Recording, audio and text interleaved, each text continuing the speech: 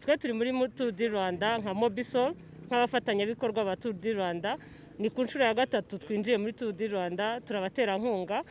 Kuri ubu ngubu Mobisol nakubwira ko ifite produit kuva kuri wate 50 kugera kuri wate 200. Izo produit zose zigendana n'amateleviziyo ku bushake bw'umuntu. Televiziyo dufite kuva kuri puse 24, 32 na 44. Urumva ko ari televiziyo buri munyarwanda wese yakwibonamo. Muri Tour du Rwanda rero akarusho twazanye twabazamuye mu ntera, kandi dufite produit yitwa Nezerwa na Mobisol. Ubu ngubu yari wate 40 na puse 22. Kuri ubu ngubu twayigize wate 50. Tuyigereshiraho na televiziyo nini cyane ya puse 24, ariko byose igiciro ntago cyahindutse, kiracyari yayandi.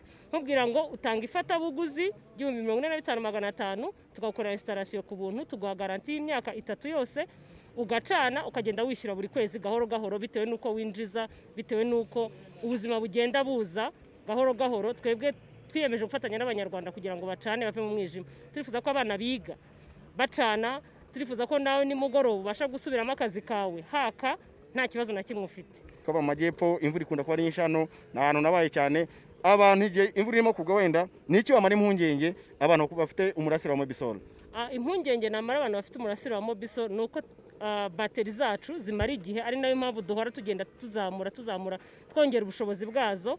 Ubu ngubu ushobora gucana iminsi igera kuri 5 umuriro utarashira muri bateri yawe. Kandi ikiza cy'u Rwanda nuko ikirere cyacu nta munsi cyari cyamara icyumweru cyose kitaraduha izuba.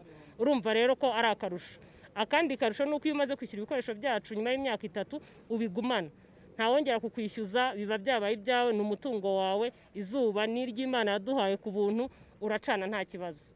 Garanti mutanga, urabute dutanga garanti y'imyaka 3 cyangwa se installation turayikorera. Ayo ushaka kugenda uyu munsi nkajya kwestara, ejo bikanga hari umutekinisiye wanyu ugenda akabongera akaza wenda umukiriya atamwishyuye. Umutekinisiye wacu ahoraho kuko aba ari gukorera installation ya mbere. Icyo gihe muravugana akaba yaje no kugufasha. Kandi ikindi tugira icyo bita maintenance, buri gihe turabikurikirana kugera igihe cy'imyaka 3.